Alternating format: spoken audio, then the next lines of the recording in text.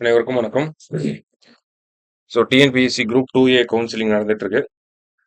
15 மேலேருந்து ஜூன் 20 வரைக்கும் கவுன்சிலிங் நடக்கும். அதெல்லாம் நமக்கு முன்னாடியே சொன்ன விஷயங்கள் தான். ஸோ இன்னைக்கு டே 2 கவுன்சிலிங் முடிஞ்சிருக்கு. இன்னைக்கு கவுன்சிலிங் முடிவில் ஒவ்வொரு கம்யூனிட்டிக்கும் என்னென்ன வேகன்சிஸ் இருக்கு, எவ்வளோ ஃபில் ஆயிருக்கு அப்படிங்கிறதெல்லாம் சொல்லியிருக்காங்க.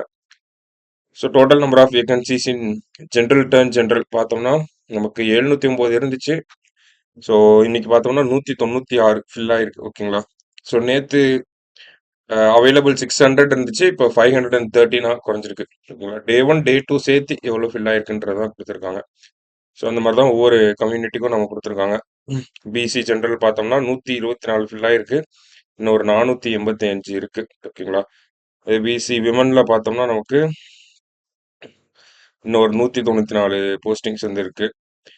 அடுத்து பார்த்தோம்னா எம்பிசி ஜென்ரல் அதில் பார்த்தோம்னா 385 இருக்கு.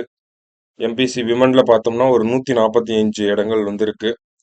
இந்த மாதிரி ஒவ்வொரு கம்யூனிட்டிக்காக கொடுத்துருக்காங்க. இது பிசி முஸ்லீம் விமன்ல பார்த்தோம்னா 28 இடங்கள் இன்னும் இருக்கு. எஸ்சிஏ ஜென்ரல்ல 56 இருக்கு இன்னும். எஸ்சிஏ விமன்ல பார்த்தோம்னா இன்னும் ஒரு 21 இடங்கள் இருக்கு. அந்த மாதிரி தனித்தனியாக ஒன்றா கொடுத்துருக்காங்க. டோட்டல் நம்பர் ஆஃப் வேகன்சிஸ் அதில் எவ்வளோ ஃபில் ஆயிருக்கு, இன்னும் எவ்வளோ பேலன்ஸ் இருக்கு அப்படிங்கிறதையும் சொல்லியிருக்காங்க. 4686ல் 699 இடங்கள் 2 நாள் கவுன்சிலிங்ல முடிஞ்சிருக்கு. ஓகேங்களா. ஒரு நாளைக்கு 400 பேர்னா 800 பேர் கூப்பிட்டுருப்பாங்க அப்ராக்சிமேட்லி.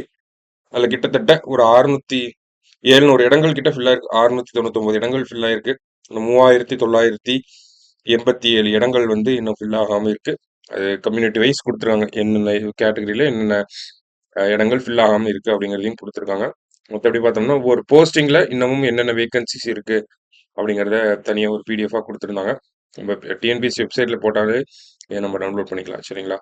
ஸோ அந்த வகையில் ஒவ்வொரு போஸ்டிங்ஸ்க்கும் நமக்கு தனித்தனியாக சொல்லியிருக்காங்க. ஸோ நாளைக்கு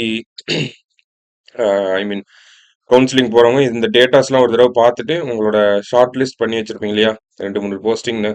ஸோ அதை கொஞ்சம் ரிவைஸ் பண்ணிவிட்டு போங்க. சரிங்களா.